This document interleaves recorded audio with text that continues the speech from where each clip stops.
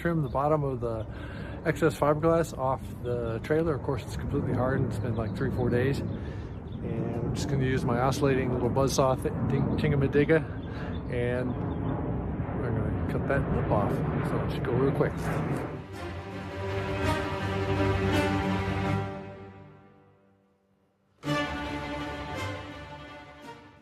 Almost forgot there's a little lip. Chica, come here. Stay in here. Come on, Chica.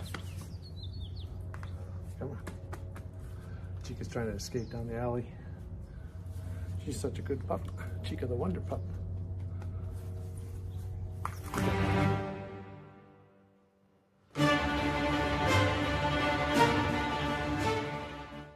Okay, that cutoff leaves a little sharp edge. I'm just going to sand that off real quick. Not super close, because I'll get the final sanding when the hatch is cut loose. There's little strands hanging down here, and they're kind of sharp.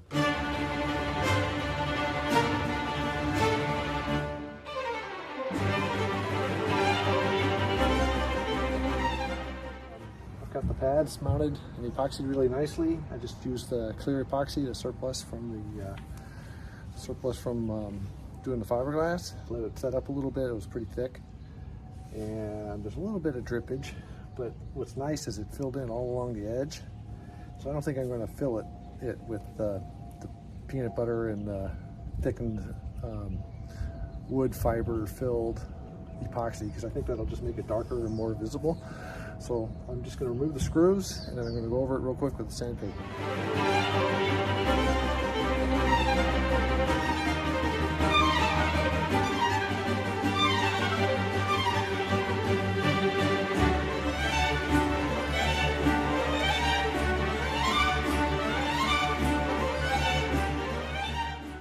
Okay, so this side has been fiberglass, but it hasn't been sanded yet. The other side is sanded.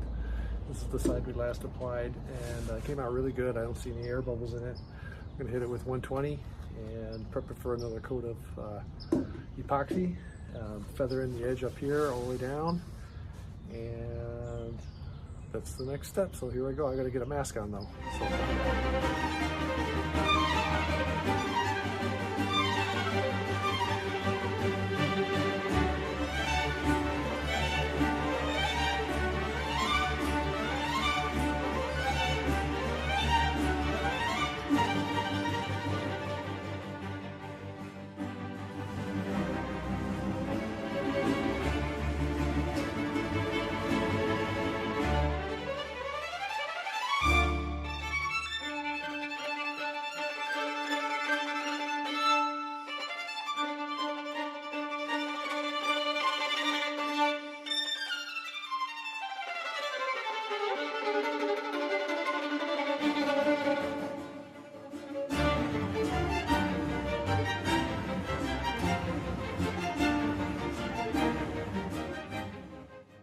See, there's just little areas that are a little darker. That's the bottoms of the valleys. But the next layer of fiberglass is going to fill that in. I'll smooth around the hinge pads. This is just the first quick sanding. You can see it just gets the high points. I don't know if I really have to sand it down this flat, but I'm doing it.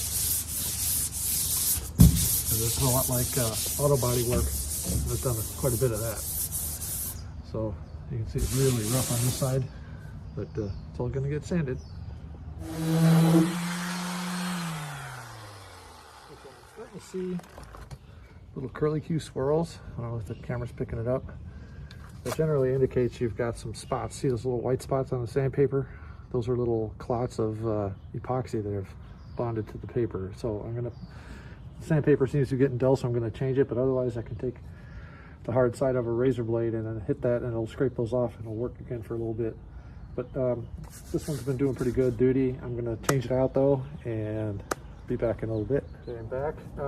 Your hand is a great tool. You can see things, but at this point you can't because it's not shiny enough. But you can really feel the rough areas. The smooth right here where I sanded that lip out, and a little rough along the bottom. A little rough up here still, right in this area. So we're going to concentrate on that. That's it. I'm going to move on to the next section. Smooth as a baby's bottom. Okay, next I'm going to get the surface of number 2 panel across, and then I'll work up to the number 1 panel and get this seam here.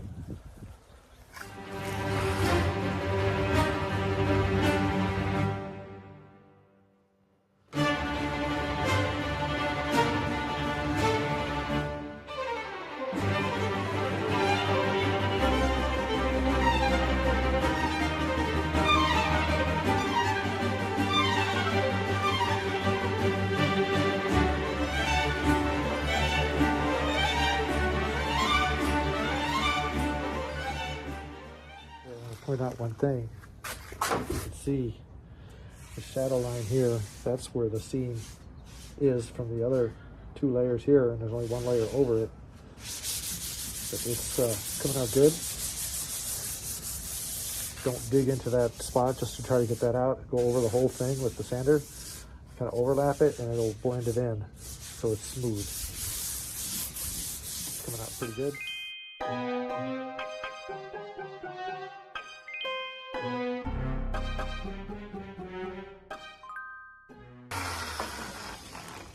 Starting to get those squiggly lines. You can see little white specks. I'll show you what I do with that in a second. Okay, so I got just a single edge utility blade. I'm not going to use the sharp end. I'm going to use the side. And I'm just going to go like this to the sandpaper while it's running. It's going to knock all those off.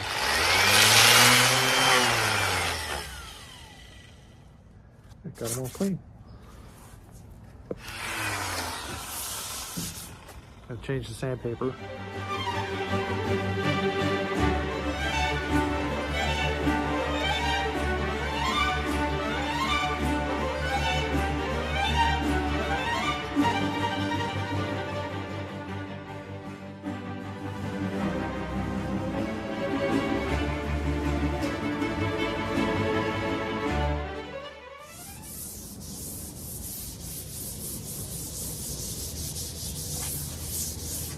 Pretty darn good. Getting the little white spots again.